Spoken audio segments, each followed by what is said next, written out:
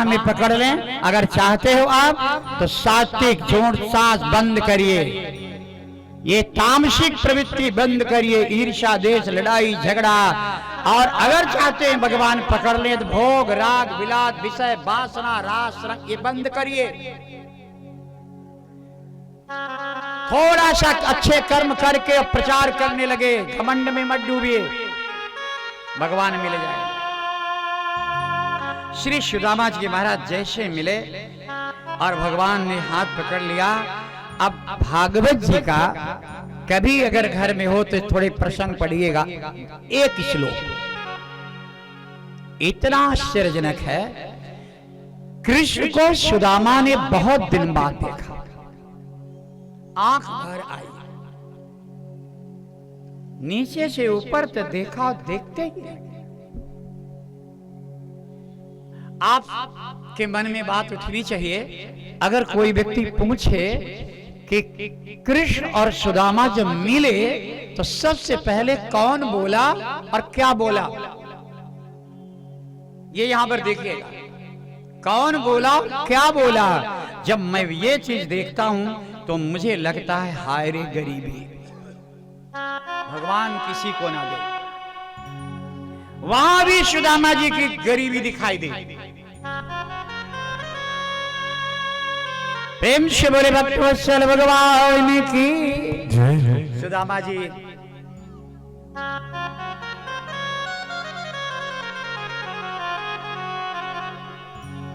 ठीक है, ठीक है। 7 दिन मैंने भागवत सुनाया घनश्याम जी को।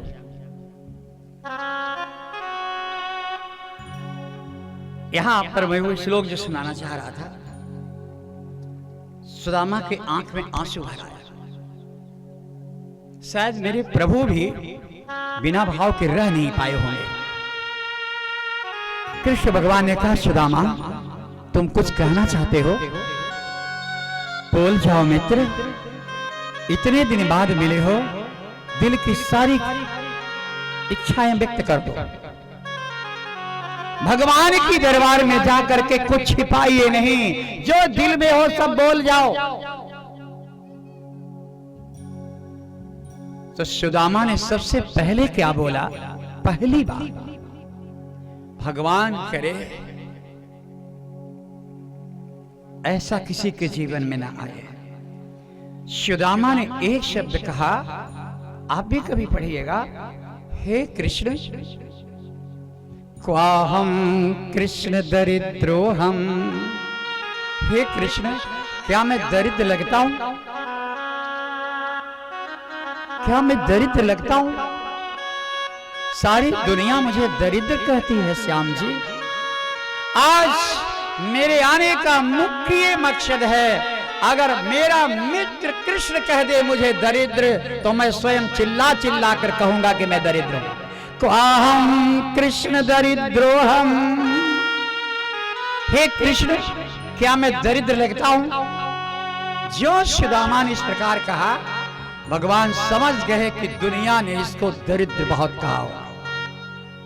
और आप लोगों से मैं कथा सुनाने की गद्दे पर बैठा हूं, मैं सबसे निवेदन करता हूं, जब भी सुदामा जी की चर्चा करिएगा, सुदामा जी को जो मर्जी कह लीजिएगा, पर सुदामा को दरिद्र कभी मत कहिए।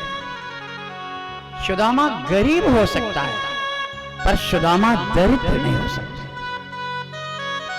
जैसे भगवान ने पूछा कि मित्र किसने दरिद्र कहा है, बोले सब, जिस गली से निकलता हूं। जानते हो कृष्ण, कितने लोग तो मुझे देख करके दरवाजा बंद कर लेते हैं। तुम बोलो क्या दरिद्र ऐसा ही होता है? मैं दरिद्र हूं? कृष्ण ने कहा, पहले तुमको ये बताना होगा कि दरिद्र कहते किसको? बोले जिसके पास कौड़ी ना हो। बोले जिसके पास लक्ष्मी होती उसको बोले श्रीमान। बोले तो दुनिया में सबसे ज्यादा लक्ष्मी किसके पास है? बोले राजा महाराजाओं के पास, देवताओं के पास। बोले उससे भी ज्यादा? बोले दुनिया में सबसे ज्यादा लक्ष्मी तो वैकुंठ में रहती है, लक्ष्मी जी नारायण के यहाँ। बड़े बैकुंठ में जो लक्ष्मी जी रहती हैं, मित्र कभी सुनी हो कि वो लक्ष्मी बैकुंठ में भी असल रूप में कहां रहती हैं? बोले ये तो सब जानते हैं, लक्ष्मी तो भगवान नारायण के वक्षस्थल में, हृदय में। नारायणे हृदये निवसन्ति लक्ष्मी। नारायण की हृदय में लक्ष्मी निवास करती हैं 24 घंटे। बोले अब बोलो मित्र, लक्ष्मी जी को अपने हृदय में रख करके वो नारायण कहां रहता है? बता सकते हो? सुदामा ने कहा दुनिया कुछ भी कहे, कहती रहे, पर हमसे पूछिएगा द्वारकानाथ तो मैं एक ही बात कहूंगा, लक्ष्मी जिसके हृदय में है वो नारायण 24 घंटे मेरे हृदय में निवास करता है, मेरे दिल। बोले बोलो कि लक्ष्मी नारायण के हृदय में, नारायण लक्ष्मी को लिए 24 घंटे जिसके हृदय में रहता वो दुनिया का दरिद्र हो सकता है? लक्ष्मी का खजाना जिसके हृदय में निवास कर रहा हो वो दुनिया का दरिद्र हो सकता है? लेकिन सुदामा तेरे पास एक कमी है, तुमने लक्ष्मी को मांगा नहीं।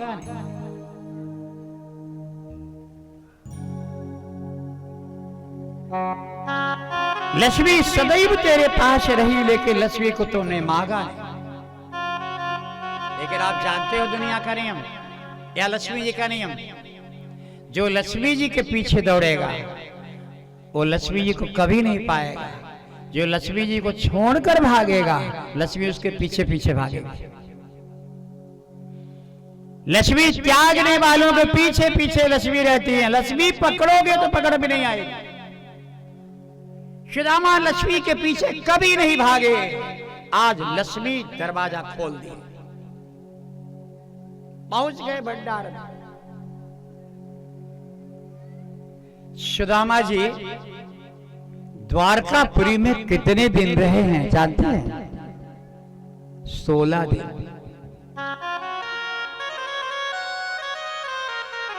16 दिन।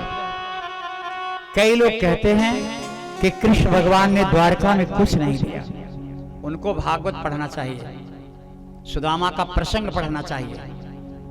कृष्ण भगवान पहुंचते ही पोटली लिए खोले, पहले उसके पान का पत्ता और एक गऊ सुदामा जी को भेंट की है। भागवत का प्रसंग।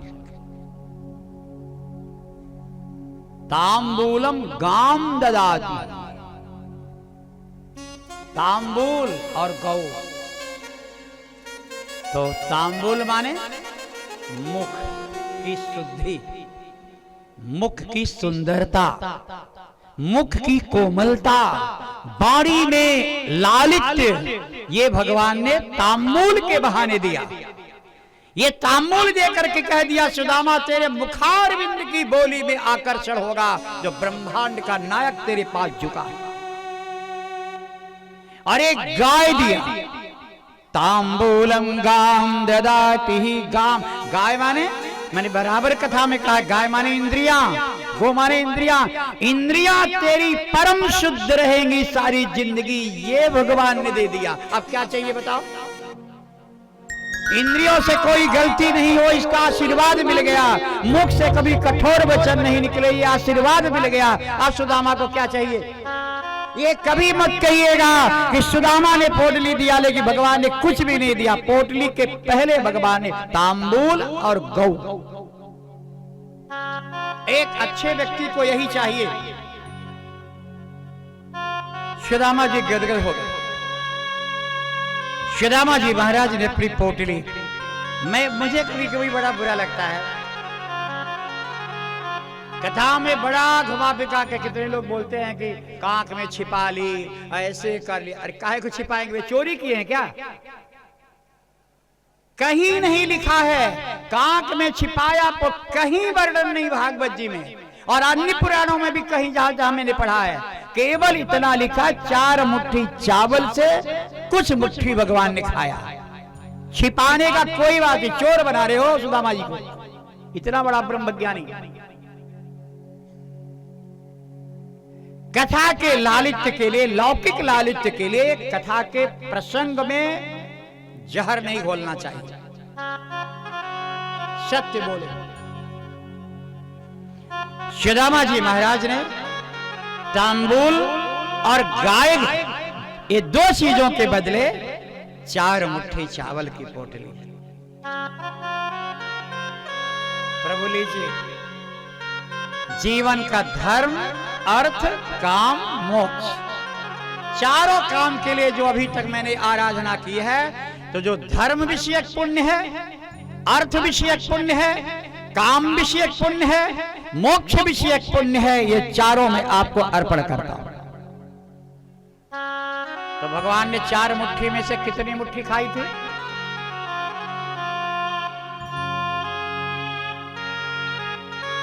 शब्दावली यहां पर लिखी हुई है भागवत जी में। कई लोग पता नहीं कहां से देखकर ऐसे कह देते 2 मुट्ठी में 2 लोग दान कर दिया, तीसरी मुट्ठी पकड़ लिया। लेकिन भागवत का श्लोक क्या कहता है? द्वितीयाम जगदुमादधे, एक मुट्ठी खा करके एक लोग दे दिया और दूसरी मुट्ठी उठाया तुरंत पकड़ लिया, आने नहीं दिया, दूसरी मुट्ठी पकड़ लिया। तो 4 मुट्ठी, मान लीजिए सपोज 4 मुट्ठी चावल, धर्म, अर्थ, काम, मोक्ष, तो इस सब में पहले भगवान किसको खाएंगे? धर्म। तुम्हारे अर्थ से उनका कोई लेना देना नहीं, उससे बड़ा अर्थ तुम्हारे पास होगा? तुम्हारे काम से ज्यादा कोई लेना देना उनका नहीं। मोक्ष तो उनके दरवाजे का ही नाम है।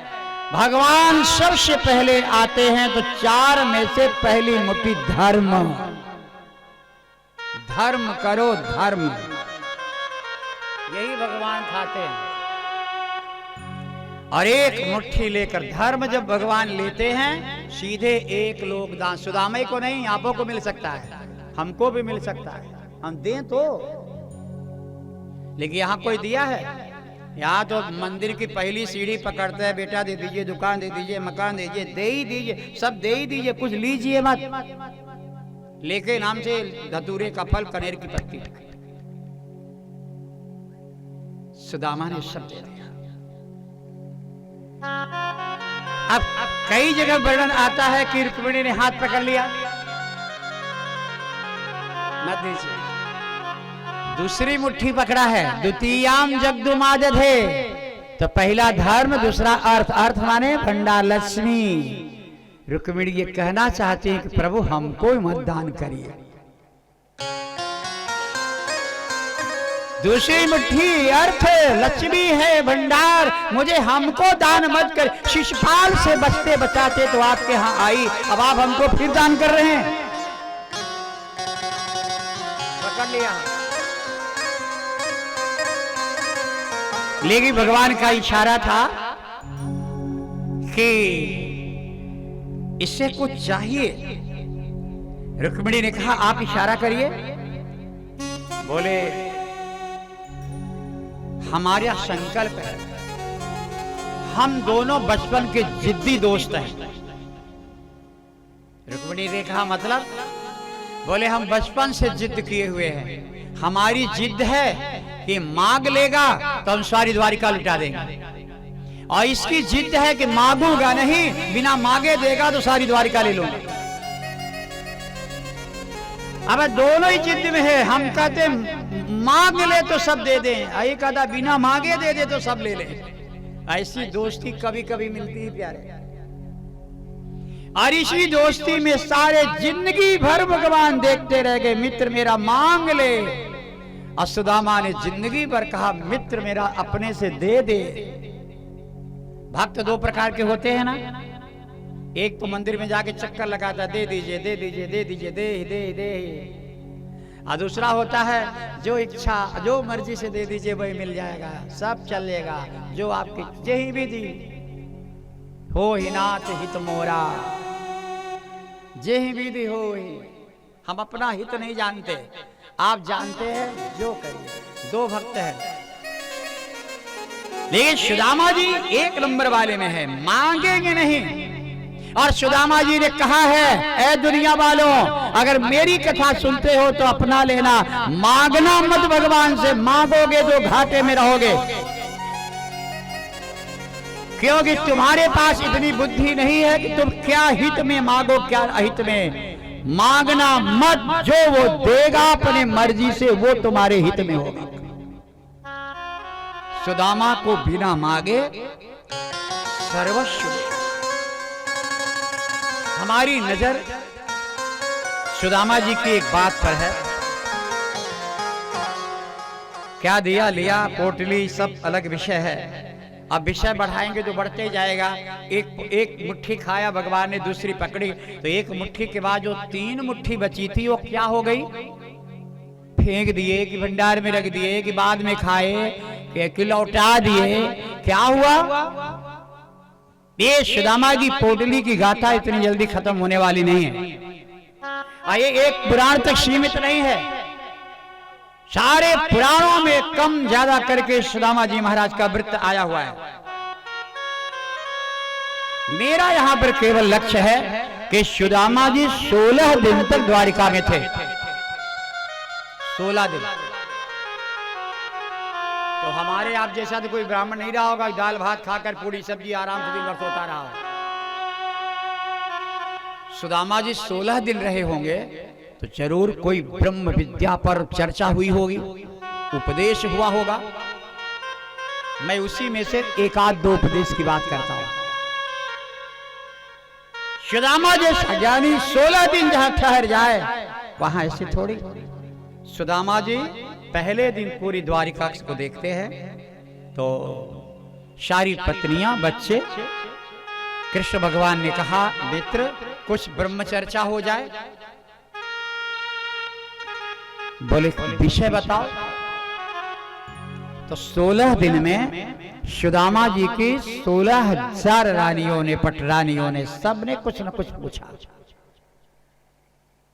सब ने, 8 पटरानियों ने भी पूछा। क्या आप भी पूछते हो? पूछते तो हैं लोग, पूछते भी हैं, पूछते भी हैं। सुदामा जी से रुक्मिणी जी ने पूछा डरते डरते, प्रभु ब्राह्मण देव, ये मेरी द्वारिका कैसी लगी आपको? सुदामा ने कहा, ये भी कोई प्रश्न है? बोले नहीं, एक बार बताइए। तो सुदामा जी इतने बड़े ज्ञानी थे कि सुदामा ने एक नजर द्वारिका को देख करके कहा, हमें तो पता नहीं है, लेकिन मुझे लगता है कि फाल्गुन के महीने में पूर्वा फाल्गुनी नक्षत्र में इस द्वारिका के निर्माण का प्रारंभ हुआ था। मुहूर्त बताओ। विश्वकर्मा प्रकट होकर कहे, प्रभु आपने ठीक कहा। बोले ये नक्षत्र इतना सुंदर था कि यहां कोई कमी नहीं होगी। आप लोग भी मकान बनाते हो और गृह निर्माण की पद्धतियों को आपने पढ़ा भी होगा। हमारे द्वारकापुरी के निर्माण में बहुत सुंदर सुंदर श्लोक लिखे हैं, कभी मौका मिले तो पढ़िएगा। मैं एक पॉइंट केवल द्वारका के विषय में। चैत्र के महीने में अगर कोई व्यक्ति मकान बनाने की शुरुआत करे तो उस घर में शोक ही शोक का साम्राज्य होगा। वैशाख के महीने में अगर कोई व्यक्ति निर्माण प्रारंभ करे तो धन धान्य का भंडार भरा रहे। ज्येष्ठ के महीने में अगर कोई व्यक्ति घर की शुरुआत करे तो उस मकान में अकाल मृत्यु बराबर होती रहेगी। आषाढ़ के महीने में अगर व्यक्ति मकान के निर्माण की शुरुआत करे तो उस घर में सब कुछ होते हुए भी पशुओं का सुख नहीं मिलेगा। पशु दरवाजे पे टिकेंगे नहीं, मर जाएगा। ये बहुत कॉमन सी चीज है। ये तो आप पत्रा पंचांग कैलेंडर भी पढ़िएगा ना तो सब लिखा हुआ किस महीने में, फिर भी लोग जब चाहते तबे कर लेते हैं। तू किस बात का है? कैलेंडर घर में है टांगा है, पीछे देखिएगा उसमें भी लिखा है, पंचांगों में लिखा हुआ, दिनचर्या कर्म पद्धतियों में लिखा है किस मकान किस महीने में बनाने से क्या फल मिलता है, फिर भी लोग बनाए जा रहे हैं। श्रावण के महीने में अगर भवन बनाने की शुरुआत करें, मुहूर्त में करना है तो द्रव्य वृद्धि, धन की कमी नहीं रहेगी। भादों के महीने में अगर भवन की शुरुआत होती है तो विनाश, कुछ भी अच्छा नहीं। आश्विन के महीने में अगर हम, कितने लोग बड़े भाव में, भाई नवरात्रि है, दुर्गा जी है, किसी दिन कर दो, अष्टमी को कर दे, अरे ठीक है दुर्गा रानी, मुहूर्त भी तो होना चाहिए, महीने का फल भी तो देखो। आश्विन के महीने में जिस मकान की शुरुआत होती है उस मकान में कलह, युद्ध, आपस में सब लड़ते हैं। कार्तिक के महीने में अगर किसी भवन, महीना तो बड़ा सुंदर है, मुहूर्त भी होते हैं, देखिए फलादेश क्रम देखिएगा वास्तु देवता का। कार्तिक के महीने में अगर भवन के निर्माण की शुरुआत हुई तो वृत्तक्षयकृतो दृष्टः, नौकरों के द्वारा विश्वासघात और नौकरों के हाथों से मौत भी हो सकती है मालिक, ये खतरा बना रहेगा। अगहन के महीने में अगर घर के निर्माण शुरू करिए तो धन लाभ ऐश्वर्य का भंडार। पूष के महीने में, पूष में जबकि अधिकतर खरमास रहता है, खरमास थोड़ा बच जाए, कभी कभी बच जाता है, पूरा बच जाता है। पूष के महीने में अगर गृह का निर्माण प्रारंभ करे तो लक्ष्मी की प्राप्ति, माने जहां हाथ लगाओगे वहीं सोना हो जाए। माघ के महीने में अगर गृह के निर्माण का प्रारंभ करेंगे तो अग्नि भय, घर में आग लगने का डर होगा। आग चाहे माचिस से हो चाहे जवान से हो, आग लग जाया करेगी। किडनी खराब होगी, यहाँ की अग्नि हो चाहे बाहर की अग्नि हो, भय बना रहेगा। फाल्गुन के महीने में सर्वश्रेष्ठ कृतो राजन, फाल्गुन मास शुभ्रता, फाल्गुन के महीने का शुभारंभ सब अच्छा होता है, चाहे कन्यादान हो चाहे गृह निर्माण हो। फाल्गुन के महीने में कुछ भी कर्म खराब नहीं होता है। बताइए इतने बड़े ऐश्वर्यपूर्ण द्वारकापुरी में फाल्गुन के महीने में बना था कि नहीं? तो रानियों को और ज्यादा विश्वास हो गया कि ये देखने में जर्जर शरीर वाला लेकिन है बड़ा ज्ञानी। सब रानियां झुक गई चरणों में। सत्यभामा ने पूछा कि पति से प्रेम हमेशा बना रहे, कोई ऐसी गलती ना हो कि पति हमसे नाराज हो जाए, ऐसा कोई मार्ग? सुदामा जी ने कहा स्थाल्याम उत्थायो भयोर हस्तौ दातव्यम गृहिणीस्व में। इस शब्द का अर्थ है, जानते भी होंगे आप, इस श्लोक का अर्थ है कि भोजन की थाली कभी भी एक हाथ से देनी भी नहीं चाहिए और एक हाथ से लेना भी नहीं चाहिए। दोनों हाथ से महिलाएं पकड़ाएं और बैठा है व्यक्ति तो थोड़ा सा दोनों हाथ बढ़ा दे। उस घर में पति पत्नी ही नहीं, पूरा परिवार इतना सुंदर रहता है, कभी चूल्हा अलग नहीं होता। ये बड़ी प्राचीन विधियां हैं। आप 16,108 रानियां हैं, आप लोगों को देखकर इतना प्रेम लगता है कि एक ही चूल्हा होगा। जरूर आप लोग थालियों को, बोले हाँ महाराज। बोले आप कैसे जाने? बोले तुमने अभी परोसा ना तो दोनों हाथों से दिया, तभी मैं समझ गया कि इस घर में बड़ी शांति। ऐसे छोटे जो पूछा सुदामा ने सब कुछ का उत्तर दिया, सब कुछ। कभी भी कुछ कठिन विषय पर भी सुदामा जी ने चर्चा की। मैं कठिन वाले एक श्लोक को ही बोल देता हूं, यद्यपि आज बड़ी भागदौड़ है और आज बहुत विस्तार भी नहीं हो सकता है। सुखदेव जी की विदाई है, महाराज परीक्षित की विदाई है और मेरे भी जाना पड़ेगा। थोड़ा कठिन विषय जाने का। शरीर में 7 प्रकार के तत्व हैं। पहले तत्व का नाम है रस। चैत्र के महीने में जो व्यक्ति का मकान बनता है या गृह प्रवेश होता है, उस घर में रहने वाले लोगों का रस, ये तत्व कमजोर होता है। रस जिसका ठीक है, उसको तृप्ति, संतुष्टि, प्रसन्नता और पूरी तरह से रक्त की रक्षा होती है। लेकिन अगर रस जिसके शरीर में ठीक नहीं है, तो उसे भूख न लगना, कुछ भी अच्छा न लगना, मुंह का स्वाद अच्छा नहीं होना, बुखार आना, मूर्छित होना, क्लैब्यत्व, त्वचा पर झुर्रियां, कफ, पित्त, ये सब होते रहते हैं। रक्त की सुरक्षा के लिए इतनी सुंदर सुंदर वाणियों का प्रयोग किया गया है। कभी कभी हम सोचते हैं कि अगर संक्षेप करना हो तो इसमें से कौन सा विषय हम छोड़ें, कौन सा विषय अपनाएं। तो एक जगह हम ज्यादा ठहरेंगे नहीं, हम एक बात बोल करके शुरू आगे बढ़ते हैं। और हम सुदामा जी की बातों में से सब खोज करके चयन करके एक बात हम आपसे कहते हैं। स्नातस्य वरुणस्तेजो जुह्वतोऽग्निः श्रियं हरे भुञ्जानस्य यमस्त्वायुः तस्मान्नव्याहरे त्रिषु।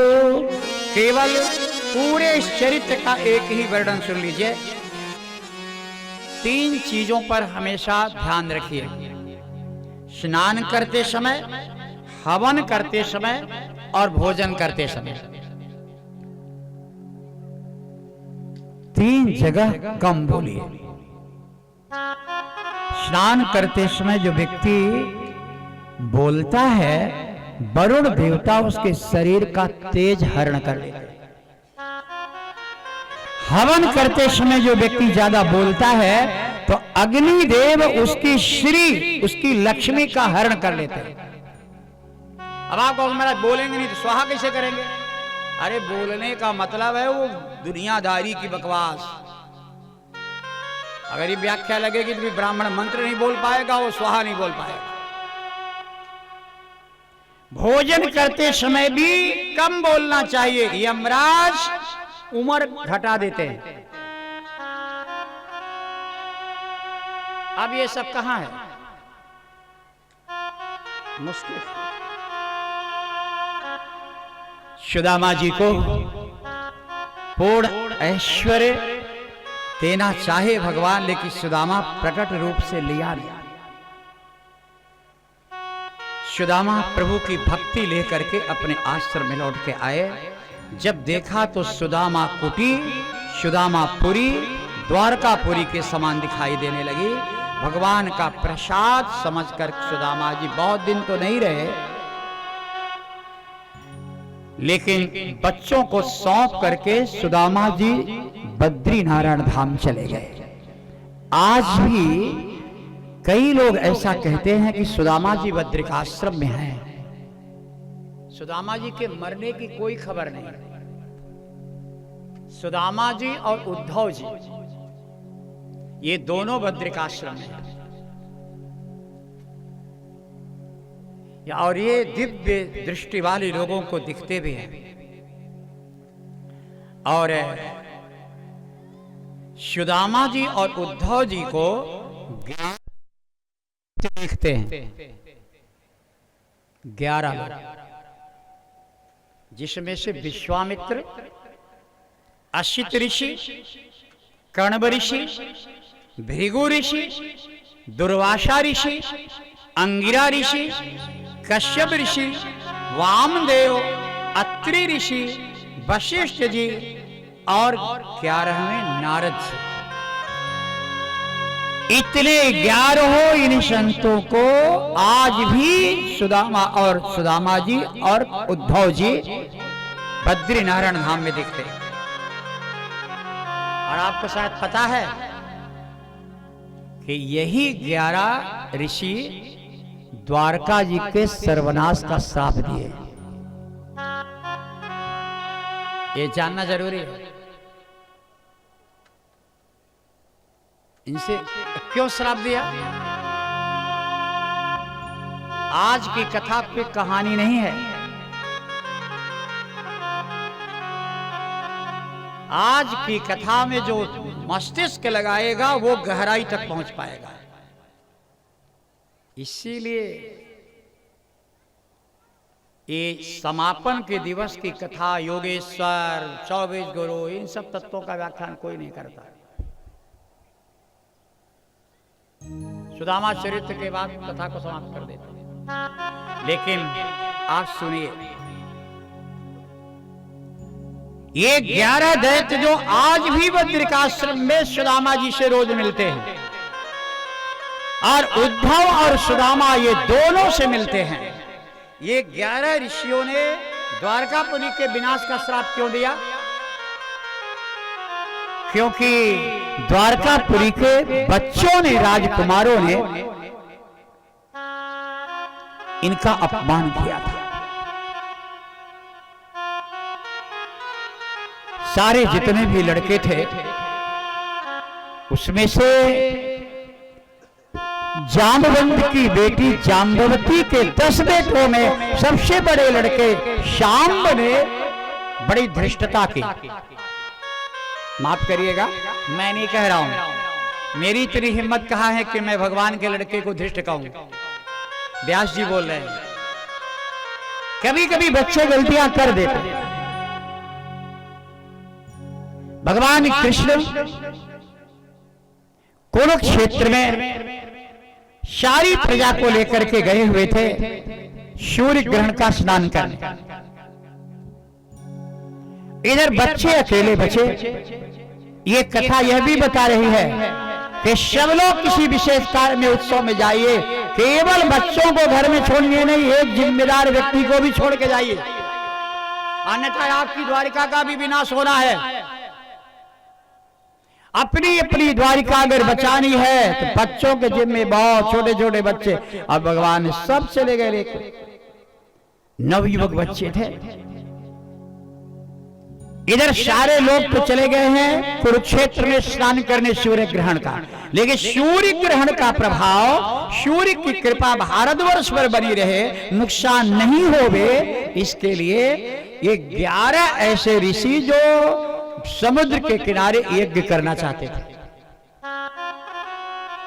तो चंदा लेने के लिए गए। तो भगवान के बच्चों ने देना चाहा, लेकिन शाम्ब ने, जाम्बवती का बेटा बड़ा वाला शाम्ब ने कहा, नहीं रुको, जब देखो तभी चंदा लेने आ जाते हैं। हम लोग आज इनकी परीक्षा लेंगे कि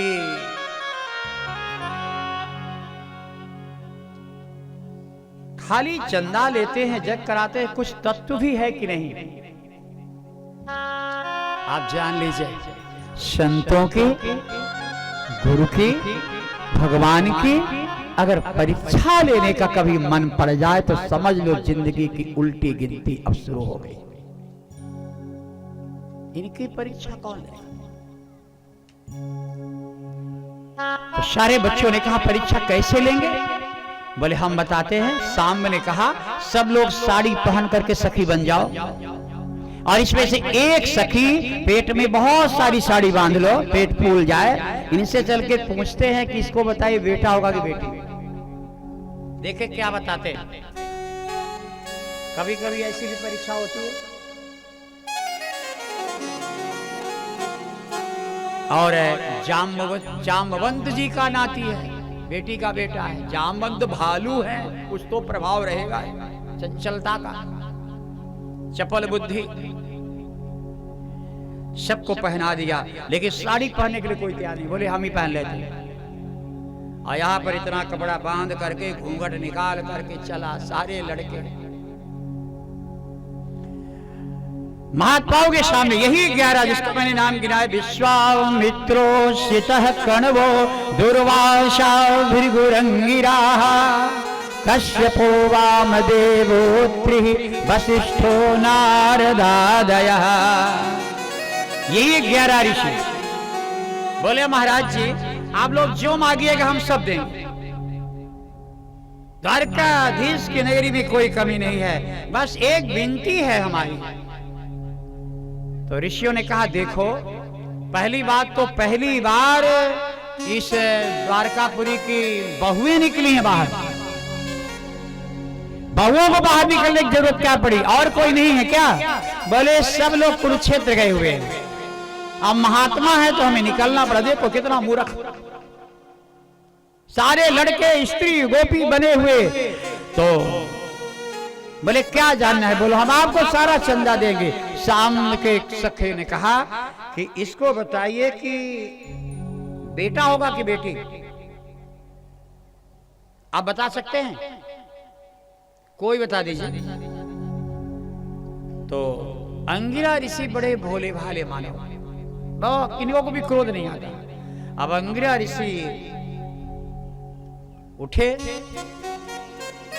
बताने के लिए। तो इतने में नारद जी तो बहुत बुद्धिमान। नारद ने कहा, महाराज आप बड़े सीधे हो, आप बैठो, आप ठीक से नहीं समझ पाओगे। दुर्वासा जी आप उठ करके बताइए। नारद जी ने भी कहा, भगवान के बच्चे हो तो क्या हुआ, इन ऋषियों का अपमान करोगे, तुमको जिंदा रहने का अधिकार नहीं है। दुनिया को जानना चाहिए कि इन ऋषियों का अपमान करने का परिणाम क्या होता है। ये भोले भाले मानव क्या देंगे? ये तो सीधे कह देंगे बेटा होगा। लेकिन दुर्वासा जी बिना आंख बंद करके सोचे विचारे नहीं देते। जब दुर्वासा जी को कह दिया, जब दुर्वासा जी खड़े हुए आंख बंद किए, देखे आंख लाल। दुर्वासा ने कहा, इतनी बड़ी परीक्षा भगवान के बच्चे होकर के? बोले पैदा तो होगा, तुम्हारे इस सखी के इतना जो पेट फूला हुआ है, इससे पैदा तो होगा, लेकिन न बेटा न बेटी। बोले महाराज फिर? बोले जनिष्यति वो मंदाः, अरे मंद बुद्धि बालकों, तुम्हारे सखी के गर्भ से एक मूसल पैदा होगा और वह मूसल सारी द्वारिका का सर्वनाश कर देगा। तुम भगवान के बच्चे होकर के इतनी धृष्टता का काम कर रहे हो, ऋषियों की परीक्षा ले रहे हो। जाओ, मेरा श्राप है, आज के 7 दिन के बाद समोद द्वारका समुद्र में डूब जाएगा। मुशलम कुलनाशनम, और यही मूसल तुम्हारे कुल यदुवंश का सर्वनाश कर।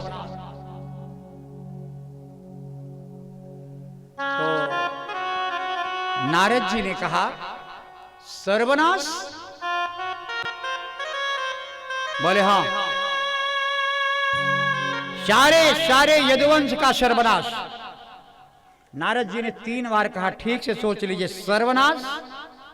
बोले हाँ। बोले ये यदुवंश में एक वंश नहीं है, यदुवंश की 11 शाखा है। दुर्वासा ने कहा सबका सर्वनाश होगा। बोले सुन तो लीजिए 11 शाखा कौन?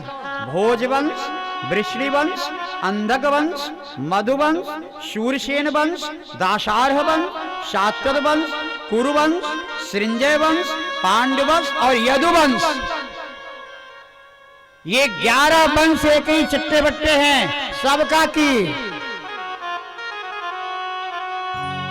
बोले बहुत सबका तो हो ही चुका है सर्वनाश, लेकिन हमारा आज का श्राप है केवल यदुवंश द्वारका, मेरा श्राप है। तो जितने भी बच्चे थे सब घबराए। बोले रुको, भाग क्यों रहे हो? द्वारका के ब्रह्मसूत्र में लिखा हुआ है, जब द्वारका नगरी का निर्माण हुआ था तो द्वारकापुरी का प्रमुख सूत्र है, ब्रह्मण्यानां वदान्यानां नित्यं वृद्धोपसेविनं विप्रशापः कथमभूत् वृष्णीनां कृष्ण चेतसा। नारद जी ने कहा ये दुर्वासा जी से, आपने इतना कठोर शाप दे दिया। दुर्वासा जी सिर नीचे कर लिए। भृगु जी ने कहा आपको सोच के देना चाहिए था ना, कश्यप जी ने कहा क्या बोल गए? अत्रि ऋषि ने कहा कुछ तो सोचे होगे, क्या सोच के बोले? सब प्रश्न करने लगे। तो दुर्वासा ने कहा हमारे अंदर एक ही बात उठी कि मेरे चित्त में मेरे भगवान आकर कह रहे हैं कि दुर्वासा श्राप दो। हमारी कोई गलती नहीं है। मेरे चित्त में भगवान कृष्ण ने बैठ करके मुझसे जो कहलवा दिया वो हमने कह दिया। कृष्ण चेतशाम वृष्णि नाम कृष्ण चेतशाम, मेरी चेतना में कृष्ण ने कहवाया है। इसका मतलब भगवान कृष्ण की इच्छा है। और ये 56 करोड़ यदुवंशी इतने प्रभावशाली ताकतवर थे कि भगवान कृष्ण बहुत दिन से सोच रहे थे इनका सामना कौन करेगा। जब तक हम हैं तो ये कंट्रोल में हैं, जिस दिन हम चले जाएंगे तो ये फिर अत्याचार करेंगे, हमको आना पड़ेगा। इनके लिए क्या करें? तो मन में विचार किया इनको तो कोई मार नहीं सकता, इनसे कोई लड़ नहीं सकता, तो कंटका कंटके नहीं हुआ। जैसे कांटे से कांटा निकाला जाता है वैसे इनको आपस में ही जय जय सीताराम। इस धरती पर भी सबसे ताकतवर खतरनाक गंदे कर्म करने वाले जो लोग हैं ना, इनको कोई नहीं मार पाएगा।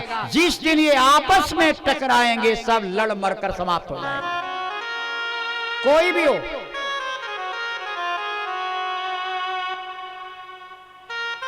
हमारे शास्त्र में व्यास जी ने लिखा है कि इन 11 ऋषियों का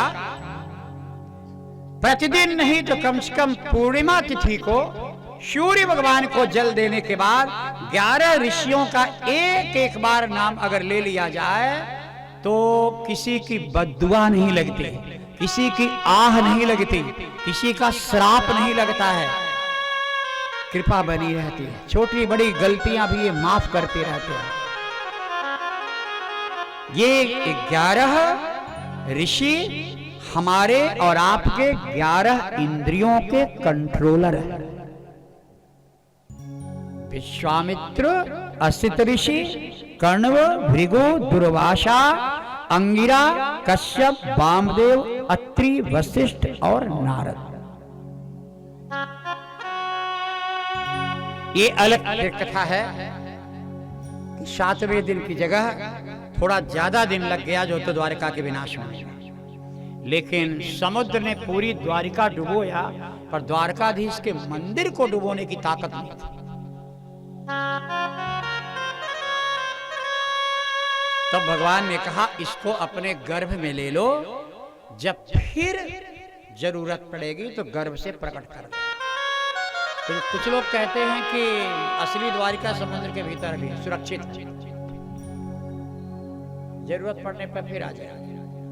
कथा गलत तो नहीं हो सकती। श्री सुखदेव जी ने परीक्षित से कहा राजन, 9 योगियों का नाम दिया है। इस धरती पर 9 योगी हैं। 9 योगी आज भी हैं, तरंगों में हैं। इनको भी स्मरण करना चाहिए। धर्म का लक्षण बताते हैं पहले नंबर के योगी कवि, भक्त का लक्षण बताते हैं दूसरे नंबर के योगी हरि, माया का लक्षण बताते हैं तीसरे नंबर के योगी अंतरिक्ष, माया पार कैसे करें इसके लिए चौथे प्रबुद्ध, नारायण की लीला का एक झलक कभी सपने में भी मिल जाए यह कृपा उपाय पिप्पलायन। कर्म हम क्या करें कि भगवान के वैकुंठ तक मैं पहुंच जाऊं, इसके लिए छठ में कवि, छठ में योगी आविर्होत्र, भगवत लीला का गुणानुवाद कैसे करें 7वें योगी द्रुमिल, नास्तिक लोगों की कौन सी गति होती है ये चमर ऋषि वर्णन करते हैं, और युग धर्म आपत्ति के समय कैसे हम अपने धर्म की रक्षा करें ये बताते हैं करभाजन। आज जरूरत इन्हीं के है, करभाजन की। ये 9 योगेश्वर हैं जिनकी तरंग आज भी इस दुनिया में व्याप्त है। कविर हरिरंतरिक्षः प्रबुद्धः पिप्पलायनः आविर्होत्रोऽथ द्रुमिलः चमसः करभाजनः। मेरा चलते चलते आज की इस कथा में एक निवेदन है कि नव योगियों को याद रखो, नवो ग्रह इनकी सेवा करते हैं। कुंडली दिखाने की जरूरत नहीं पड़ेगी। कहते हैं सूर्य खराब, शनि खराब, कौन खराब? अरे नवो ग्रहों को कंट्रोल करते ये नव योगियों का नाम। नामा विधान व्यवहार हेतु खलु नाम धर्म। नाम केवल अगर योगियों का लिया जाए, खास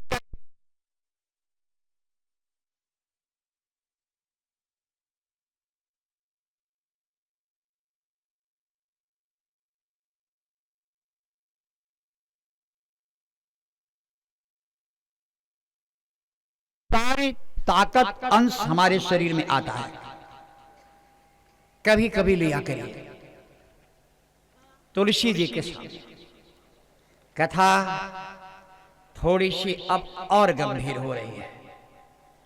आइए श्रीमद् भागवत का मुख्य विषय 24 गुरु। इसमें हमारा नाम नहीं है। हम तो पहले गुरु मंत्र देते तो लगता हम भी गुरु हैं, लेकिन ये सब पढ़ने के बाद लगा न हमारा कथावाचक में नाम कहीं है, व्यास की गिनती में नहीं हो, न गुरु की गिनती में हो। फिर काहे को अहंकार। 24 गुरु, इन 24 गुरुओं के को समझने के लिए ही एक कान फूंकने वाला गुरु बनाया जाता है कि वो कान फूंक करके वो ये बताए, कान में बताए कि वो 24 गुरु कौन कौन हैं और कैसे पूजा किया जाए। लेकिन आजकल गुरु को खुद ही पता नहीं को 24 कौन है। अब गुरु बहुत है पर गुरुता कम, शिष्य बहुत है पर शिष्टाचार खत्म। शिष्टता नहीं तो शिष्य कैसा, गौरव नहीं तो गुरु कैसा। भाई मेरे, ये देन लेन और लालच वाला लिस्ट लेकर लेने वाला ये जो गुरुवाई होती है ना, ये गुरु बहुत है। नर्सरी में पढ़ो, हाई स्कूल पढ़ो, इंटर करो, बीए एमए करो, वो जो पढ़ाता है वो गुरु लेता है। कान फूंकने वाले गुरु की कोई लिस्ट नहीं है। लेकिन आजकल देखते हैं कि चेला लोग कहते हैं गुरुजी गुरु मंत्र लेना। हमसे अभी यही किसी ने पूछा कि गुरु मंत्र आपसे ले तो उसको क्या क्या सामान। हमने कहा जब कानों में मंत्र देने में लिस्ट है तो फिर क्या मतलब है गुरु मंत्र लेने का। कान में मंत्र देने वाले गुरु के लिए अगर पूछा जाए कि क्या दें तो दीक्षा। दीक्षा माने मंत्र लीजिए कान में, वो दीक्षा। और देने का जब विषय आए तो दीक्षा में इच्छा, जो इच्छा हो, जबरदस्त। ये बहुत बड़ा पद है भैया, इसका निर्वाह कर पाना। मैं तो अब तो मैं नहीं बोलता, पहले भगवान की बड़ी कृपा है, मैं 17-18 साल की उम्र में ही कथावाचक बन गया। तो शुरू में मेरी बड़ी ललक थी, अब तो बड़ा मंद हो गया। शुरू में जब कहीं जाते थे तो 7 दिन में एक दिन मैं सवेरे का समय निकाल के गांव में घर घर जाता था और लोगों से कहते थे भैया बच्चे कितने हैं। हम कहते थे कि अगर एक बेटा है तो हम कुछ नहीं कहेंगे, एक से ज्यादा अगर बच्चा है तो उसको संस्कृत पढ़ाओ। लेकिन मैंने देखा कोई नहीं मान रहा है। लोग कहते थे महाराज संस्कृत पढ़ के क्या करेगा, इंग्लिश पढ़ेगा, फॉरेन जाएगा, बेटा बड़ा नाम कमाएगा। बंद कर। फिर मैं अब कहीं नहीं जाता किसी घर। अब मैं कहता हूं संस्कृत भले मत पढ़ाओ पर संस्कृति पढ़ाओ। तो कितने लोग पूछते हैं मजाक, संस्कृत अलग है संस्कृति अलग है। हमने कहा राम राम। हमने कहा अगर संस्कृति भी नहीं जानते हो, संस्कृत भले मत पढ़ाओ, संस्कृति भी भले मत पढ़ाओ, संस्कार पढ़ाओ। तीन में एक भी अगर कर लोगे तो समझ लो बेड़ा पार हो गया। तीनों कर लोगे तो फिर तो क्या पूछना है। संस्कृत भाषा हो, संस्कृति हो जीवन में, संस्कार कूट कूट कर भरा हो, तब फिर जीवन का आनंद लो। और ये तीनों चीज कैसे आएगा? संस्कृत के लिए, संस्कृति के लिए और संस्कार के लिए तीन काम करना पड़ेगा। बुरा मत मानिएगा किसी को खराब लगे तो। तीन काम के बिना ये नहीं आएगा। भाषा, भोजन, भेष। भाषा अपने देश की धर्म की होनी चाहिए, भोजन अपने देश का होना चाहिए और भेष भी अपनी परंपरा का होना चाहिए। भेष देख करके लगे कि हां तुम में गुरुत्व है, प्रभुत्व है। खड़े खड़े पेशाब करने वाला व्यक्ति गुरुमंत्र दे रहा है, भर जाएगा नरक।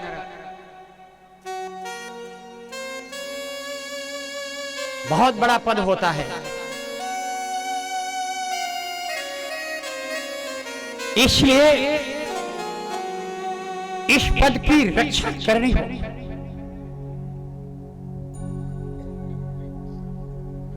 अन्यथा कोई मतलब नहीं निकलेगा। आज इस गद्दी से सुन लीजिए, मैं गुरु की गद्दी पर बैठा हूं। कई लोगों से मैं कहता हूं तुम मानो चाहे ना मानो, मैं तुम्हारा गुरु हूं, मत मानो। बोले कैसे? हमने कहा तुम्हारे, जिसको तुम गुरु जी कहते हो, तुम्हारे कान में कई अक्षर का मंत्र दिया है? 5, 8, 12 ऐसे दिया होगा ना। 5 और 8 अक्षर बोल के कान में वो गुरु बन गया। अब 7 दिन से 18,000 श्लोक तुम्हारे कान में डाल रहे हैं, तो हम गुरु नहीं बन सकते? क्या बात है। मानने से ही सब कुछ नहीं होता है। ये 18,000 श्लोक भागवत जी से, इसमें अगर 80 श्लोक भी अगर आपके कान में चले गए तो कान वाले मंत्र से तो ज्यादा ही है भैया। और एक भी 7 दिन की कथा में एक भी चीज अगर आपको अच्छी लगी और आपने अपना लिया तो मानो चाहे ना मानो, गुरु तुम्हें हो गया। वैसे गुरु शब्द से मुझे बड़ा डर लगता है। पहले तो बहुत गुरु मंत्र देते थे, अब नो भैया, हम तुमको संभाल नहीं पाएंगे। आजकल चेला लोगों की जो रास्ता अपनाए हैं, लेकिन नाटक नहीं होना चाहिए। हम तो आज तक अपने जब कहीं भी जाते हैं तो बना करके ही खिलाते हैं, अच्छा लगता है। कई लोग कहते हैं सब पाखंड है। देखिए मैं तो झांसी में बहुत जाता हूं, अभी जा रहा हूं। आज रात में बुंदेलखंड में मेरी ट्रेन है। यहाँ ब्राह्मणों को छोड़ देंगे हवन कराने के लिए, क्योंकि वहां आज कलश यात्रा हो गई, कलश कथा है। तो मैं उधर जाता हूं तो मैं एक हरिजनों का गांव है, भांडेर के बगल। अगर बशवाहा नाम है, बहुत बड़ा गांव। एक बार वहां का एक व्यक्ति गया, बोले महाराज हम लोग अगर आपकी कथा करवाएं तो आप कितना लोगे? तो एक व्यक्ति हमको इशारा करा, रे महाराज हरिजन है। मैंने इशारा करा, हरिजन है वहां मत जाओ। तो हमको, मैंने कहा आओ। तुम्हारा गांव कितना बड़े? गांव तो बहुत बड़ा है महाराज जी, लेकिन गरीब है हम लोग। हमने कहा हम तुमको कथा सुना देंगे, हम जितना कहेंगे दोगे? बोले महाराज उतना ही बोलिए जितना हम लोग दे सकते हो। हमने कहा तुम लोग शराब मदिरा पीते हो? बोले सब गांव पीता है। हमने कहा तुम लोग संकल्प ले लो कि पूरे गांव में एक व्यक्ति भी शराब नहीं पिएगा, मैं निःशुल्क 7 दिन तक तुम्हें कथा सुनाऊंगा। ये आज के लगभग 27 साल पहले की बात है, आज की नहीं है। मैं तो 50 बार जा चुका वहां। 27 वर्ष पहले की बात। सारा गांव एकजुट हुआ, 10-20 दैत्य क्वालिटी के थे, उनको भी लोगों ने समझाया। अब वहां कथा हुई थी। गरीब जरूर थे, लेकिन इतनी सुंदर कथा हुई। मुझे तो बाद में पता चला कि कथा करके मैं आया तो 5 महीने बाद चुनाव था। ड्राम का ड्राम लोगों ने रख दिया, पैसा रख दिया, लेकिन लोगों ने कहा ना, गुरुजी को वचन दिया हूं, एक भी व्यक्ति नहीं पिया। इसके बाद कोई कमी नहीं वहां है। वहां ऐसा भी नहीं कि फ्री में ना करते हुए भी बहुत कुछ मिलता है। लेकिन मैंने वहां निश्चय कर लिया कि उस गांव की भागवत कथा में जो मिलेगा, उसी गांव में एक राधा कृष्ण का मैंने मंदिर बना। बोले यहाँ का सारा पैसा इसी मंदिर में लगेगा। और लगभग कोरोना का वो 2 साल छोड़ दीजिए, हर वर्ष होता है और वो पैसा वही लगता। विशाल राधा कृष्ण का मंदिर बन गया। हरिजन 99% है राधा कृष्ण के चरणों में लीन। सारा नशा पत्ती छूट गया। छूटेगा क्यों नहीं? छुड़ाने वाला चाहिए, स्वयं इसके लिए बना। हाँ, ऐसा नहीं चाहिए कि गुरुजी आए, नहीं, हम तुम्हारा छुआ खाना नहीं खाते भैया, हम तो अपने बनाए खाएंगे, मैं छुआ नहीं खाता। तो अगला जो है तो कहा ठीक है गुरुजी बना लीजिए, लेकिन संभल के रहना। छुआ तो तुम नहीं खाए, लेकिन अगर उस चेला ने होटल में छोला समोसा खाते तुमको कभी देख लिया, तो फिर तुम्हारे प्रति श्रद्धा का क्या होगा? यह भी जो बोलो वो चरितार्थ करो, उसका नाम गुरुत्व है। गौरव नहीं तो गुरु नहीं, शिष्टाचार नहीं तो शिष्ट नहीं। ये 24 गुरुओं की अगर हम कथा सुन रहे हैं, ध्यान से सुनिए।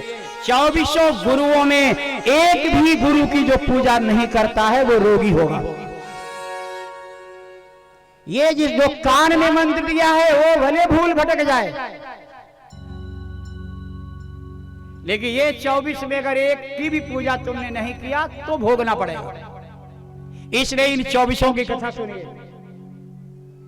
गुरुजी ने कान में बताया हो कि नहीं, लेकिन यहां सुनिए, सुखदेव जी बता रहे हैं 24 गुरु। आप लोगों ने कथा कई बार सुना है भागवत जी की, लेकिन मुझे तो नहीं लगता है कि बहुत सारे व्यासों शॉर्टकट निकाल दिया होगा। यहां 24 का नाम पहले देखना है। यहां जितने लोग बैठे हैं, पहले आपको अपना परिचय ले लीजिए। आप शायद आप ले भी नहीं पाएंगे। यहां जितने लोग बैठे हैं किसी नक्षत्र में पैदा हुए होंगे ना? आपको अपना नक्षत्र याद है? किस नक्षत्र में पैदा हुए हैं आपको याद है? नक्षत्र केवल आप जान लीजिए तो कुंडली दिखाने की जरूरत नहीं पड़ेगी। 27 नक्षत्र होते हैं। अगर जिसको याद होगा तो अपना नक्षत्र जरा सुनिएगा। अश्विनी नक्षत्र में जन्म लेने वाला व्यक्ति सुंदर होता है, चतुर होता है, सौभाग्यशाली होता है, लेकिन स्वतंत्र विचार वाला होता है। पक्का पूरे जिंदगी में यही कुंडली घूमेगी। लेकिन कुछ अश्विनी नक्षत्र वाले व्यक्ति के अंदर कुछ ऐसे भी लक्षण, अति महत्वाकांक्षी लेकिन ऊर्जावान, रहस्यमयी प्रवृत्ति का मालिक होता है अश्विनी नक्षत्र। भरणी, जिसके लिए कहावत है भैया अश्विनी भरणी में है। भरणी, अश्विनी भरणी में कोई पूजा पाठ नहीं का। भरणी नक्षत्र को देखिए, दृढ़ निश्चयी, आराम पसंद, लोकप्रिय, समाज में प्रतिष्ठित व्यक्ति होता है अगर भरणी नक्षत्र में पैदा हो। अपने आप को देखिएगा, नक्षत्र का अगर ज्ञान हो देखेगा, दृढ़ निश्चयी पर आराम पसंद, लोकप्रिय, सामाजिक प्रतिष्ठा संपन्न। कोई नक्षत्र गलत नहीं होता भैया। मैं इसलिए आपको सुना रहा हूं। 24 गुरुओं की कथा सुनाने के लिए अपने आप को पहले अपना अपना नक्षत्र याद कर लेना। अगर कृत्तिका नक्षत्र में जन्म हुआ है तो मनमोहक छवि, गुणवान। कृत्तिका नक्षत्र का व्यक्ति कहते हैं क्वचित मूर्खः बृहत् कृत्यः। कोई लाखों में एकाल मूर्ख होता है, नहीं तो कोई मूर्ख नहीं होता। रोहिणी नक्षत्र रोहिणी नक्षत्र, जो भगवान कृष्ण जन्म लिए थे उस नक्षत्र में, रोहिणी नक्षत्र में जिसका भी जन्म हुआ, कल्पनाशील, कल्पना की दुनिया में जीता है, लंबी लंबी उड़ान, परिवर्तनशील, हर क्षण परिवर्तन, ये करो ये करो ये करो, चंचल पर सकारात्मक। मृगशिरा नक्षत्र में जिसका जन्म हुआ होगा वो चंचल होगा।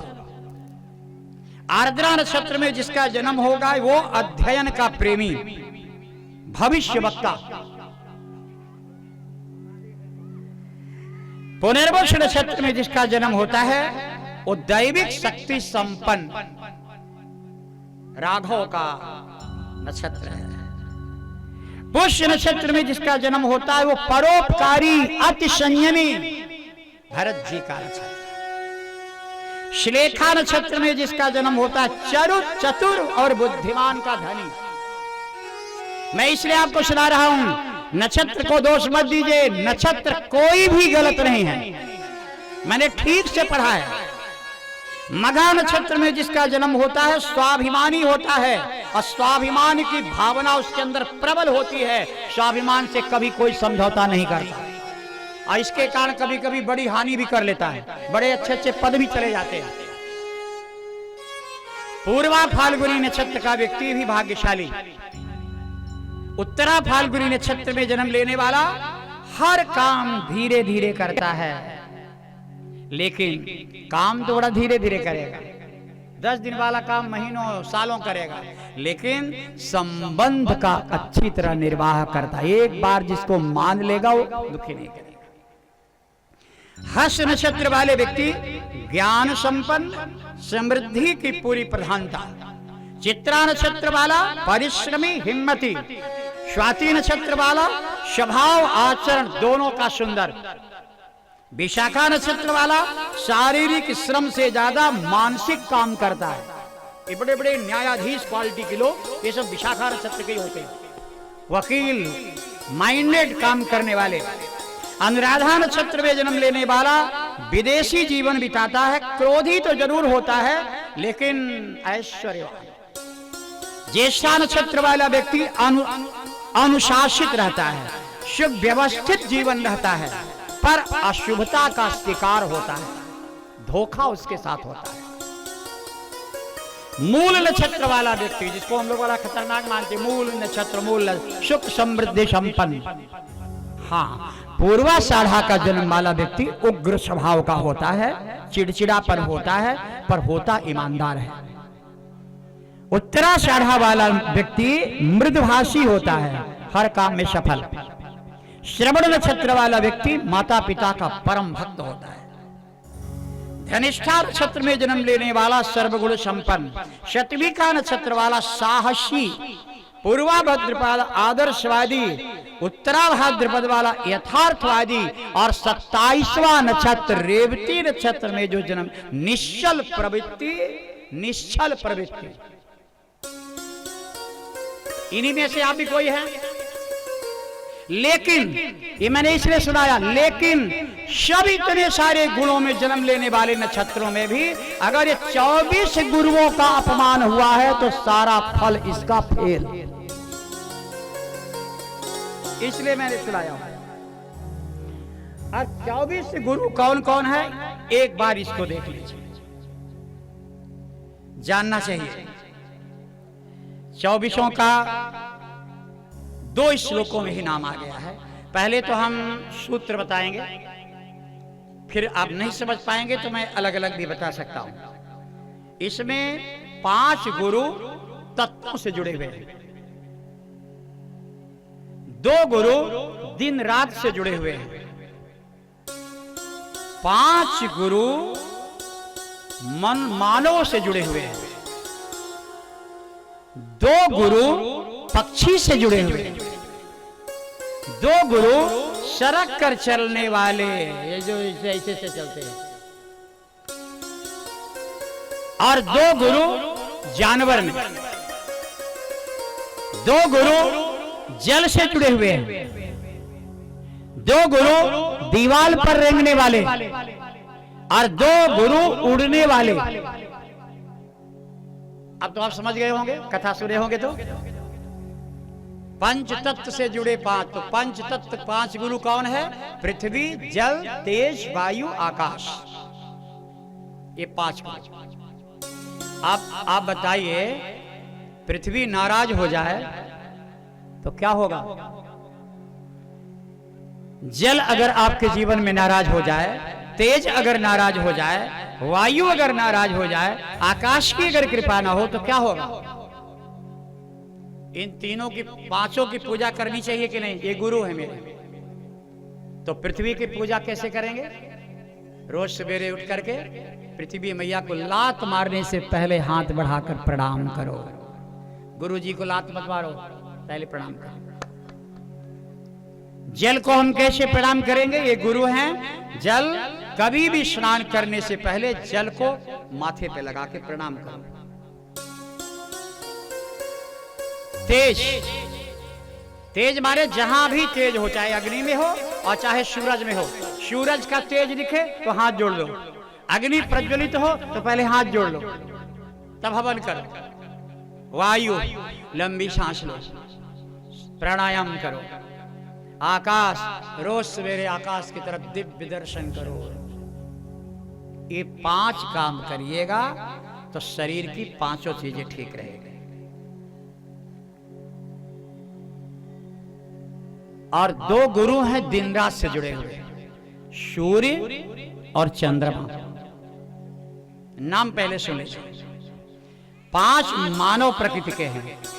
एक शहद निकालने वाला, एक बाण चलाने वाला, एक छोटा सा बालक, एक कन्या और एक वेश्या। ये गुरु है। दो पक्षी, एक कबूतर और एक कुरर नाम का पक्षी। इसलिए कबूतर को दाना चुगाना बड़ा पुण्य माना जाता है। आपके छत पर और पक्षी बैठे तो शायद अशुभ हो जाए, कबूतर का बैठना बाल बच्चों से भरा भरा परिवार का देता है। ये 24 गुरुओं में। और दो गुरु हैं सरक कर चलने वाले, अजगर और काला नाग। एक गुरु। दो जानवर में है, एक हाथी, दूसरा हिरण। तो जल से जुड़े हुए हैं, जल तत्व से, समुद्र और मछली। गुरुओं का नाम सुन लीजिए पूरा पहले। दो दीवार पर ऐसे रेंगने वाले, मकड़ी और भृंगी। और दो उड़ने वाले, पतिंगा और भौरा। मेरे ख्याल से 24 हो गए। फिर एक बार इसको रिपीट करेंगे, अच्छा लगेगा, समझ में भी आएगा। पृथ्वी से धैर्य मांगिए। हर गुरु जी से कुछ न कुछ मांगिए। पृथ्वी को प्रणाम करिए रोज, उससे एक ही चीज मांगिए, धैर्य। प्राणायाम करिए, सांस लीजिए तो हर सांसों में सवेरे सवेरे जीवन मांगिए। आकाश से ध्यान मांगिए। जल से लंबी उम्र मांगिए। अग्नि से समानता का व्यवहार हम करें, किसी में भेदभाव नहीं करें, ये मांगिए। चंद्रमा से आत्मचिंतन मांगिए। सूर्य से परोपकार करने की प्रवृत्ति मांगिए। कबूतर से अतिथि का सत्कार करने की कला मांगिए। अजगर से संतुष्टि मांगिए। समुद्र से गंभीरता मांगिए। पतिंगा से प्रेम की पराकाष्ठा मांगिए। भौरे से, मधुमक्खी से तत्वग्राही जीवन मांगिए। वेश्या से वैराग्य मांगिए। कुरर नामक पक्षी से त्याग का गुरु मंत्र लीजिए। छोटे से बालक से भेदभाव रहित जीवन मांगिए। कन्या से एकांत भक्ति मांगिए। बाण चलाने वाले से लक्ष्य मांगिए। काले नाग से काले नाग से किसी के घर कब्जा नहीं करेंगे कभी, ये वरदान मांगिए। नाग से दिन भर चलता है, शाम को जहां बिल देखेगा वहीं आराम, सवेरे फिर चला, फिर शाम को जहां पूरी दुनिया घूमेगा, घर नहीं बनाता, जहां शाम हुई किसी के घर रुक करके आगे बढ़ेगा। ये सब गुरु है। मकड़ी से कर्तव्य मांगी, अपने कर्मों के जाल में ही वो फंस जाती है। भृंगी से चिंतन के द्वारा भगवत रूप मांगी। हाथी से आसक्ति कभी मेरे अंदर नहीं हो, ये वरदान मांगी। शहद निकालने वाले से हिम्मत लूटने में नहीं, हिम्मत लुटाने में है। मधुमक्खी मुंह से निकाल निकाल करके अपने छत्ते में रखती है, लेकिन कोई दूसरा लूट ले जाता है, जान दे देती है, फिर भी मरते समय कहती है दुनिया वालों हंसो मत मुझ पर कि मैंने संजोया कोई उठा ले गया। अरे लूटने से ज्यादा लुटाने का आनंद लो, मैंने सब लुटा दिया लुटेरों को। हिरण से शिक्षा ग्रहण करनी चाहिए। कर्णप्रिय गंभीर संगीत का मोह बंद करो। कर्णप्रिय लोलुपता में अश्लील संगीतों का बंद करिए। आजकल एक सब कुछ चल रहा है। हम भी कहीं कहीं जाते हैं तो लोग कहते हैं महाराज थोड़ा सा भोजपुरी गवा दीजिए। अरे मैंने कहा पाप का मुंह समान कर बोलो, कहाँ बैठे हो भाई। हम तो अपने कलाकारों को धन्यवाद देते हैं, हमको तानसेन नहीं चाहिए जो आपको जो है तो भोजपुरी या गीत की मधुशाला में डुबो दे। हम तो कहते हैं कि बस ऐसे ही हो, ऐसे जुड़े भक्ति का थोड़ा सा आनंद दे दीजिए, बस लिंक ही खत्म हो जाता है। इसलिए हम तो अपने यजमान से बोले इनके लड़कों से कि भाई 7 दिन तक हम अपने मंच पर बहुत नाचने गाने की छूट नहीं देते हैं और केवल झांकी थोड़ी दिखा देते हैं लास्ट में, वही कथा के बाद। कथा का कोई विघ्न नहीं, तो इसलिए हमने कह दिया कि भाई आज मेरी कथा का पूर्णाहुति हो जाएगी। कथा के समापन के बाद आप जैसा चाहो वैसा कर लो, मैं चला जाऊंगा। तो आज यहाँ पर थोड़ा सा झांकी का और नृत्य में क्या क्या सब है लाए हैं मंडली, तो वो भी आप आनंद लीजिएगा। और मैं जहाँ रहूंगा कोई बताएगा वहीं से मैं देखूंगा क्या सुन लूंगा, नहीं भी सुनूंगा तो कोई खास फर्क नहीं पड़ता है। और 24वां गुरु बनाया मछली को। मछली को इसलिए गुरु बनाया कि प्रभु के चरणों के पास रहने वाले को कोई फंसा नहीं सकता। यही तो 24 गुरु हैं भाई। इन 24 गुरुओं में कौन सा ऐसा गुरु है जो, अब इसको थोड़ा और सरल कर दूं। अब सुनिएगा, सरल करूंगा, सरल वाला में और ध्यान देना पड़ता है, ये आप जान लीजिए। हमारे पूज्य गुरुदेव स्वामी कृपात्री जी महाराज, में बचपन में पूर्व मध्यमा में पढ़ता था, याद है मुझे, गंगा जी के किनारे 80 घाट में वेदांत पर कथा कर रहे थे। बड़ी भीड़ लगी थी, बड़े बड़े प्रोफेसर देचू के, संपूर्णानंद के, विद्यापीठ के लेकर नोट करते। तो कथा 3 बजे से लेकर 6 बजे तक होती थी, सूरज डूबते थे। एक दिन किसी ने कह दिया कि महाराज जी बहुत सारे अंग्रेज भी आते हैं कथा में, खूब हंसते हैं, और जैसे आपकी कथा में ये लोग हंसते हैं तो हंसते हैं, रोते हैं तो रोते हैं।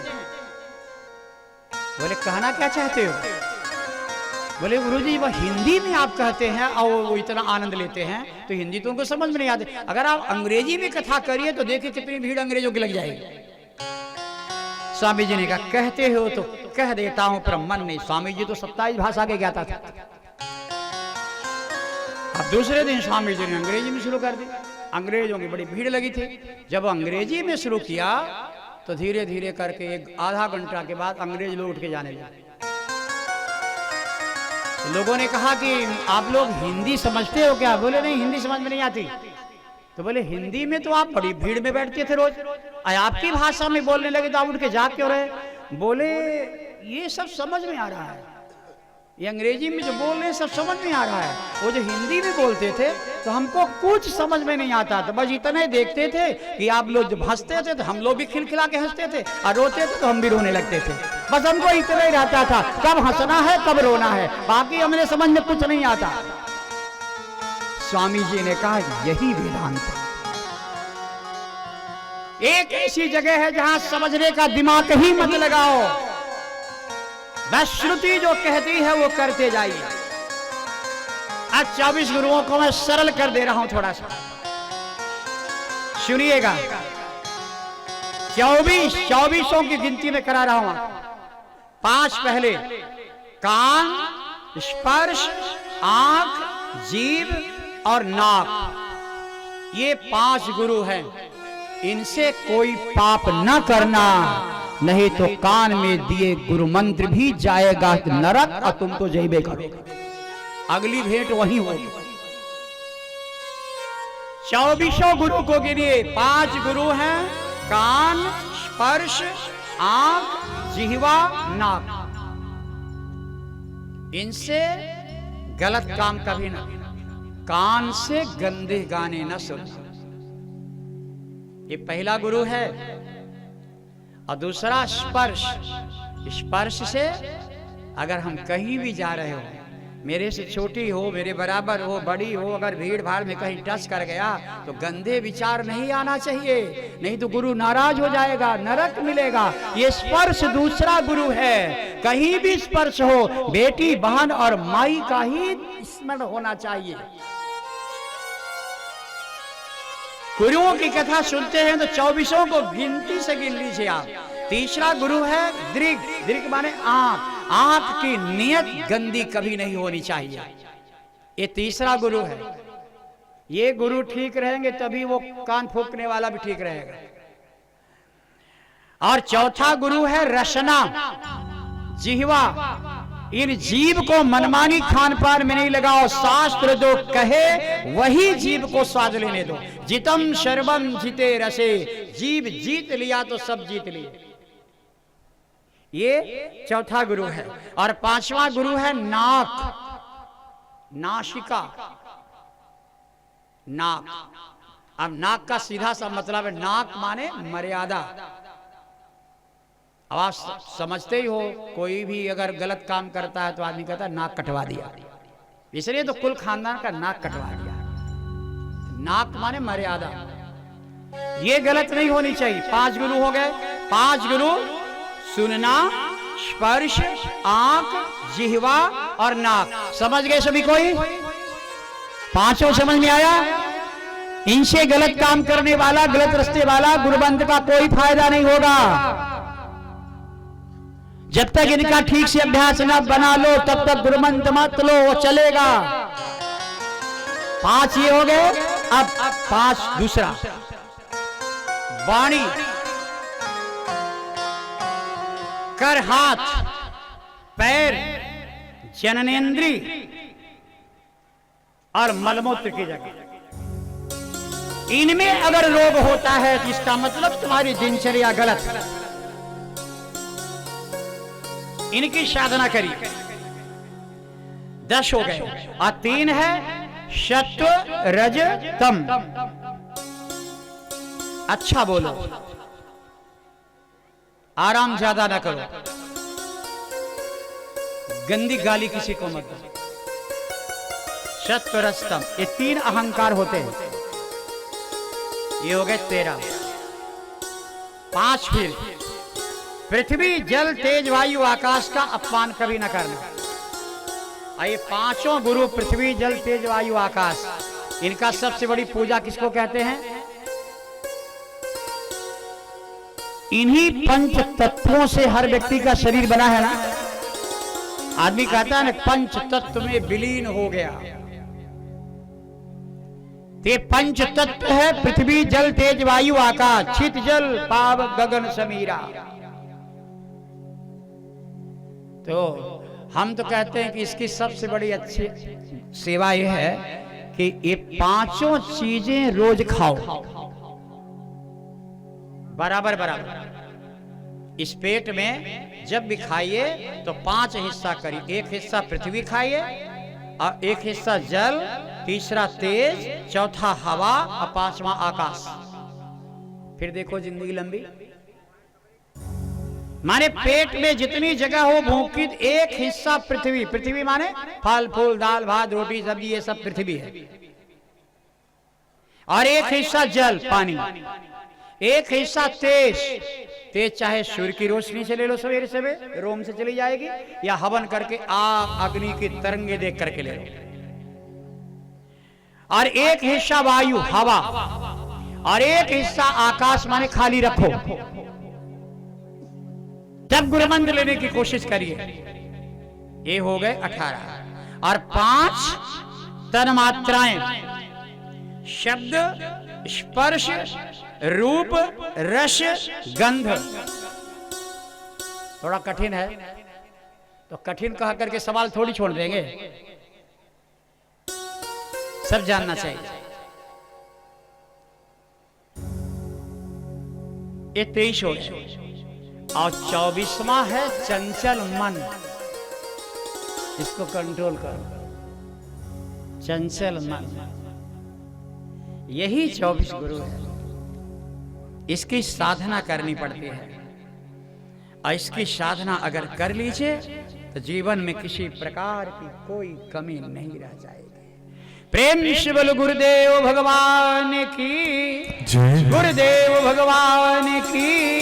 आइए 24 गुरु जब जिसके ठीक हो जाए, 24 तत्व ठीक हो जाए, तब फिर बोलो, तब बोलो क्या बोलो? सारे तीर्थ धाम आपके चरणों में, हे गुरुदेव प्रणाम आपके चरणों में, आपके चरणों में, आपके चरणों में, आपके चरणों में, आपके चरणों में,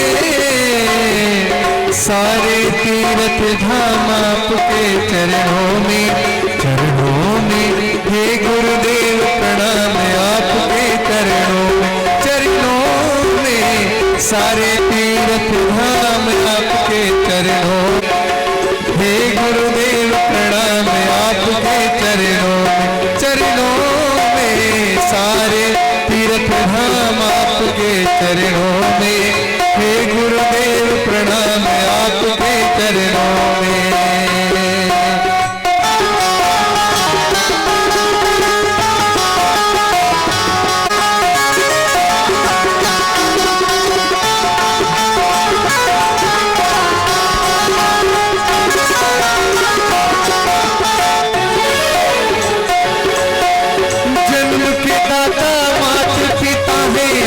कर्म के दाता है, आप मिलाते हैं ईश्वर से, आप ही भाग्य विधाता है, आप मिलाते हैं ईश्वर से, आप ही भाग्य विधाता है। दुखिया मन को रोटी तन को, दुखिया मन को रोगी तन को, मिलता है आराम आपके चरणों में, चरणों में, हे गुरुदेव प्रणाम आपके चरणों, चरणों में, सारे तीर्थ धाम आपके चरणों में, चरणों में, हे गुरुदेव प्रणाम आपके चरणों, चरणों में, सारे तीर्थ धाम आपके चरणों में, चरणों में, हे गुरुदेव प्रणाम आपके चरणों में, आपके चरणों में, आपके चरणों में, आपके चरणों में, आपके चरणों में, सारे तीर्थ धाम आपके चरणों में, चरणों में, हे गुरुदेव प्रणाम आपके चरणों में, चरणों में, सारे तीर्थ धाम आपके चरणों में, हे गुरुदेव प्रणाम आपके चरणों में, हे गुरुदेव प्रणाम आपके चरणों में। समय आने वाला है महाराज परीक्षित का विमान आता है। आया कि नहीं, आपने देखा कि नहीं रामपले?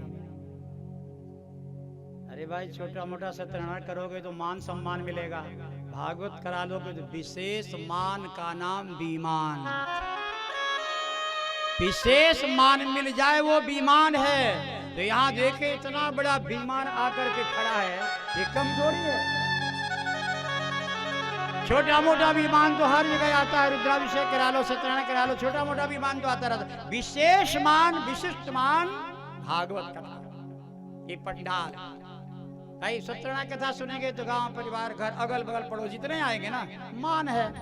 अब भागवत पे दूर दूर नाते रिश्तेदार सब लोग आएंगे, ये विशेष मान है तो विमान है। आ गया है विमान, सारे लोग वाह वाह करने लगे। तो इससे बड़ा विमान क्या हो सकता है? भगवान करे हर व्यक्ति के जिंदगी में एक बार इतना बड़ा सम्मान विमान के रूप में प्रकट हो। महाराज परीक्षित के लिए पूरी त्रिलोकी में जय जयकार हो रही है। इतनी सुंदर कथा न भूतो न भविष्यति, इससे बड़ा विमान क्या होगा? 7वां दिन है। इसके बाद सुखदेव जी ने कहा, राजन हम अब 7 चीजें तुम्हें सुनाएंगे, 7 छोड़ देनी चाहिए, 7 अपना लेनी चाहिए। बोले गुरुजी हमारा तो आज विदाई है। अरे बोले तो ये कथा तुम्हारी ही लिए थोड़ी है, ये तो परीक्षित के लिए है। बोले वो परीक्षित मैं ही हूं। बोले केवल तुम अकेले थोड़ी परीक्षित हो भाई, 9 महीने गर्भ में सुरक्षित ही परीक्षित। 9 महीने गर्भ में भगवान के द्वारा सुरक्षित व्यक्ति ही परीक्षित है, चाहे वो स्त्री हो या पुरुष, हम सब परीक्षित। भगवान से सुरक्षित थे तभी तो पैदा हुए। जिसकी सुरक्षा भगवान ने नहीं की वो गर्भ में जय जय सीताराम हो गया।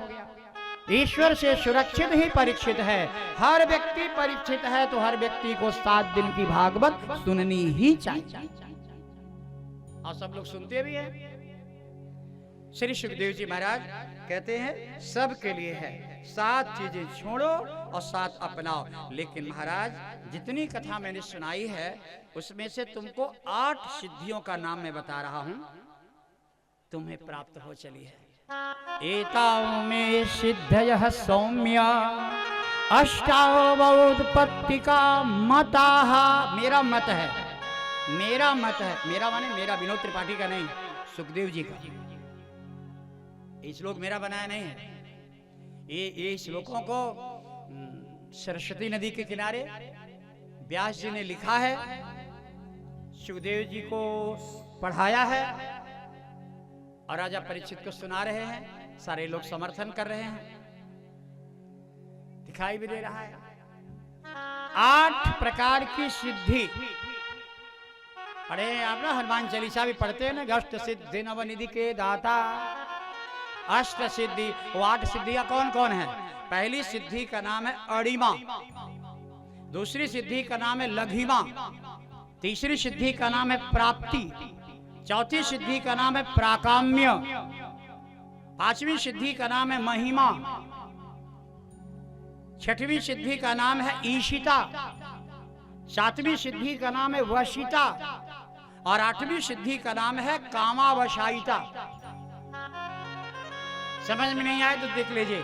अणिमा सिद्धि जिसको प्राप्त होती है, जैसे जैसे उदाहरण, जैसे मुझको अणिमा सिद्धि प्राप्त है, मैंने जैसे मैं प्राप्त नहीं है, अणिमा प्राप्त होगा तो यहाँ कथा सुनाने काहे को आएंगे। मैंने उदाहरण दे रहा हूं, जैसे मान लीजिए मुझको अणिमा सिद्धि प्राप्त है, आप कोई तलवार लेकर मुझे मारने आया, कोई भी, तो अणिमा सिद्धि जिसको होती है तो उसके अंदर एक विद्या होती है कि छोटे से छोटे पत्थर के टुकड़े में अपने को समाहित कर देगा और वो व्यक्ति ढूंढता रह जाएगा सारी दुनिया में, वो दिखाई नहीं। अब वो देख रहा है, मारे पत्थर में भी प्रविष्ट करके सुरक्षित रहने की कला जानने वाले का नाम है अणिमा, शिला प्रवेश। लघिमा दूसरी सिद्धि। लघिमा किसको कहते हैं? जो सूरज की किरणों में पैदल चल करके सूरज तक पहुंचने की कला प्राप्त किया, इसका नाम है लघिमा। तीसरी प्राप्ति नाम की सिद्धि किसको कहते हैं? प्राप्ति जिसको सिद्धि होती है, तीसरी सिद्धि, उसके अंदर एक कला होती है कि अगर कोई व्यक्ति मर गया और रो रहे हैं सब, और इसको दया लग गई और प्राप्ति नाम की सिद्धि है, तो अंगुली ऐसे उठाएगा और उस सिद्धि का मंत्र पढ़ेगा। कोई देखेगा नहीं, लेकिन उस व्यक्ति की अंगुली धीरे धीरे इतनी लंबी होगी कि चंद्रमा के खजाने से अमृत अंगुली से निकाल करके ऐसे अंगुली ले आएगा और मरने वाले की जीभ में लगा देगा, उठ के खड़ा हो जाएगा। इस सिद्धि का नाम है प्राप्ति। चौथी सिद्धि है प्राकाम्य। प्राकाम्य कहते हैं भूमि के भीतर बड़ी गहराई तक की चीजों को साफ साफ जो आंखों से देख ले और बता दे कि कहां पर क्या चीज है। भूगर्भ शास्त्री प्राकाम्य। पांचवी महिमा नाम की सिद्धि सर्व प्राप्ति, माने सब कुछ प्राप्त करने की ताकत जो रखता हो, जो चाहे सो पाले। और छठवीं सिद्धि का नाम है ईशिता, जो दूसरे के आधी शक्ति को खींचने की ताकत रखता है। यही विद्या बाली को प्राप्त थी, सामने वाले की आधी शक्ति खींच लेता। इसीलिए भगवान राम ने छिप करके मारा, सामने जाएंगे तो आधी खींच लेगा हमारी, आधी उसकी है ये है।